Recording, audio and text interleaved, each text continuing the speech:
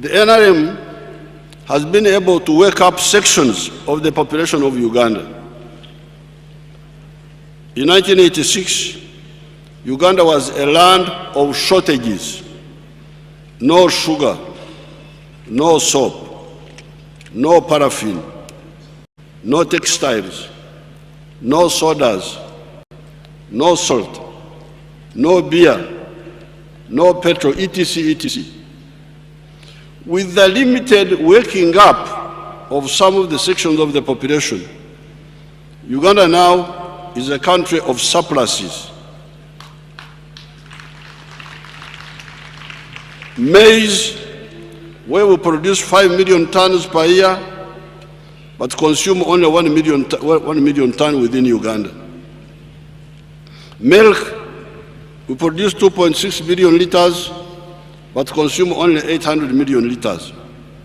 Bananas, beef, sugar, where we produce 600,000 tons, but consume only 380,000 tons. Hiya nataka kushukuru Mheshimiwa Uhuru Kenyatta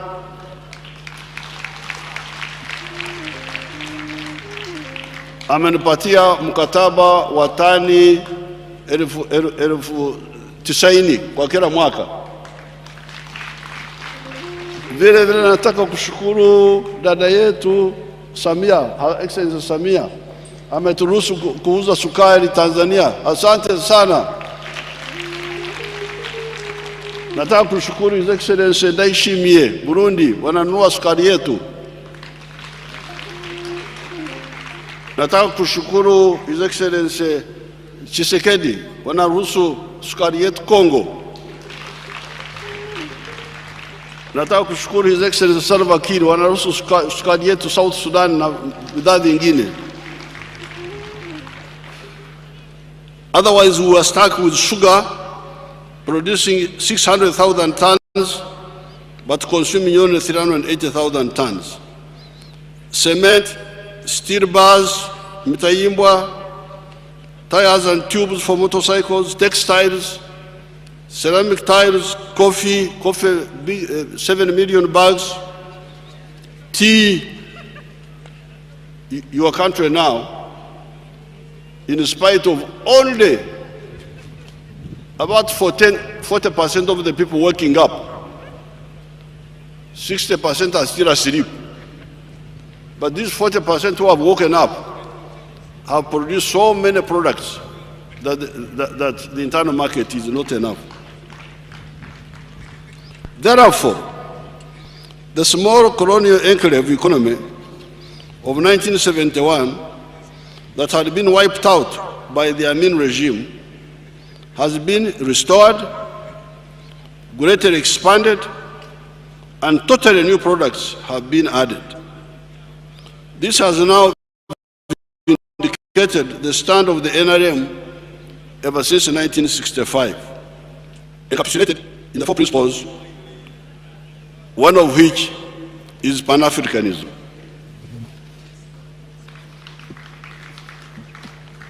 Some of the people in Africa, here in Uganda, they talk of tribes. The tribes, religion, oh. Now, let them buy the sugar now. Let the tribes buy the sugar. If the tribes are important, why do we have a surplus of maize and sugar and all which they cannot be bought? The NRM has been telling you from 1965 that Pan-Africanism is the way for Africa to go. Now that you have woken up a bit, you are now seeing it for yourselves now.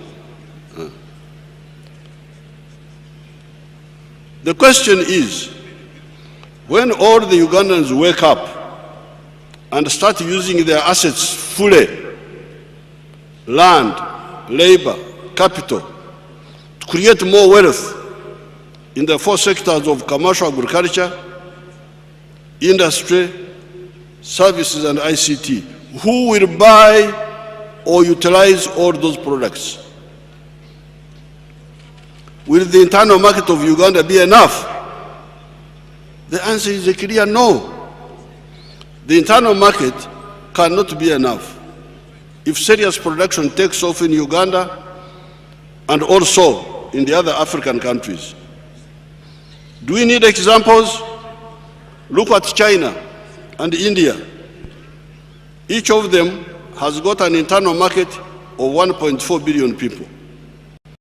Yet they have been greatly assisted by exporting to other countries, including the African ones. How could then the population of Uganda of 46 million people be considered enough to sustainably stimulate and absorb the enhanced products of the Ugandans that have woken from the sleep of ignorance about modern opportunities? This is the moment the Ugandans and the other Africans need to answer the question: is this generation of African leaders determined to build a Latin America in Africa or a United States of Africa in Africa? In 1976, when the British settlers in North America got independence, they wisely decided to unite the 13 colonies of the British of Virginia, New York, New Hampshire, Massachusetts, Maryland, Connecticut, Rhode Island, Delaware, North Carolina, South Carolina, New Jersey, Pennsylvania, and Georgia. They have been adding other states ever since. That is how you now have the mighty United States of America. The Spanish colonies in South America, on the other hand, decided to remain scattered into the 18 countries of Latin America, of Mexico, Guatemala, Honduras, El Salvador, Nicaragua, Costa Rica, Panama, Colombia, Venezuela, Ecuador, Peru, Bolivia, Brazil, French Guiana, Paraguay, Chile, Argentina, and Uruguay. What is the result after 246 years?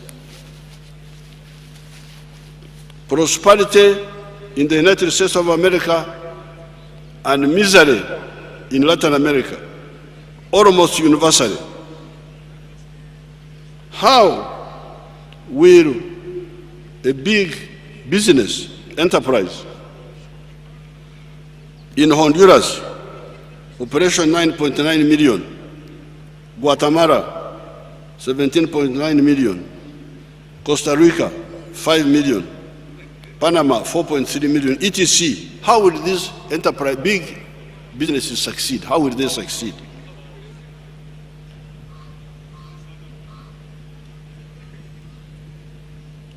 Even bigger countries like Brazil, population 212 million, may not easily succeed for the reason that even bigger countries like China and India still need additional markets. By 1900, Argentina was the 10th richest country in the world. What then happened? It was the biggest exporter of beef in the world. That is what I was taught in primary 3 in 1955. What then happened? It seemed the emergence of the protected beef market of the European Union may have been one of the causes of Argentina's decline.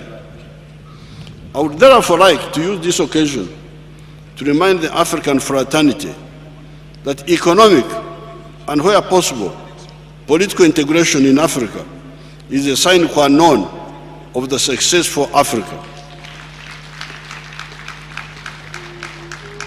If we are to address the issue of the prosperity of our people and strategic security of Africa, apart from other considerations, I'm glad we are working on the Continental Free Trade Area for the Common Market of the Horn of Africa and on the Confederation of East Africa as a first step to the East African Political Federation. In East Africa, we should not repeat the mistake of 1963 when some actors made us miss our objective of the political federation.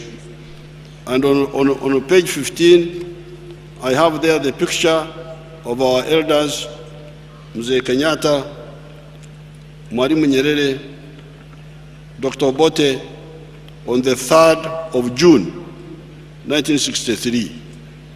And the headline of the Uganda Argus, which you will see in this booklet here, of that day was East African leaders call for Kenya's independence now and federation this year. Top-level talks end in Nairobi, 3rd of June, 1963. We must, where we can, build a center of gravity for the African race.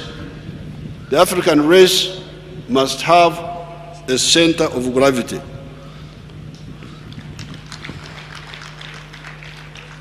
There are smaller countries in the world. However, many of them have centers of gravity. You have got smaller countries in Eastern Europe, Western Europe, Denmark, small countries. But they have got centers of gravity. USA is the center of gravity for the West Europeans.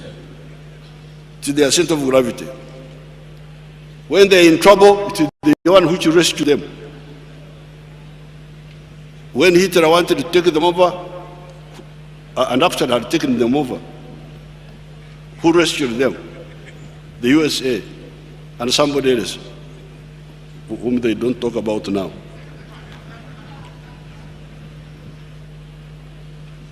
Russia, for the Balkans. The Slavic nations of Eastern Europe have a center of gravity in Russia. China for the Far East. India for South Asia.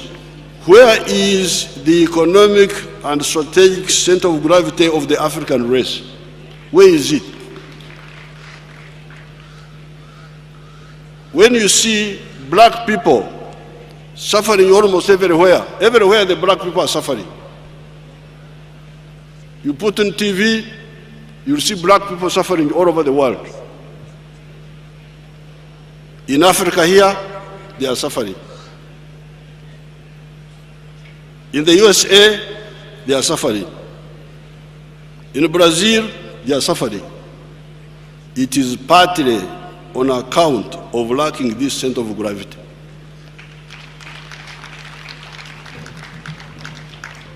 Nobody cares about Africans. Nobody thinks Africans. Nobody is careful with Africans. I shouldn't do this because the Africans will be unhappy. No. Africans don't matter. In order, therefore, to solve the problem of the new happy phenomenon of surpluses in Uganda. Now in Uganda there is a new problem, surpluses.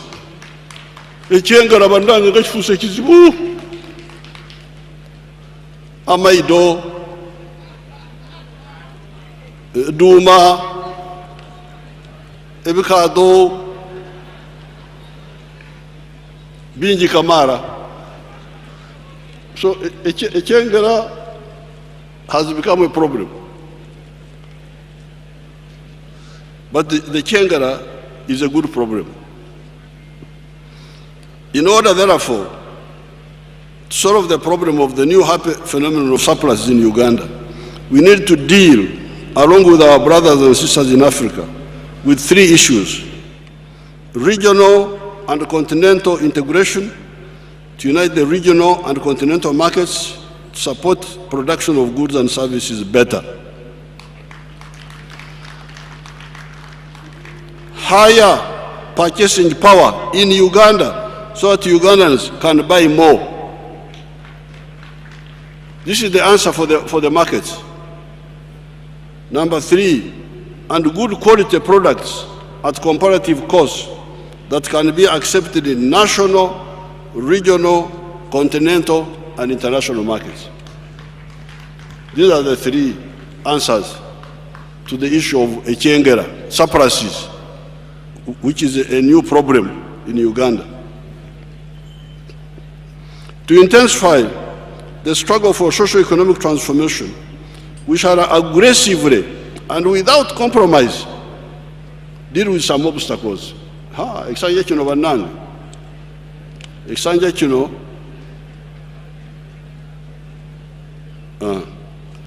Katonda gyali.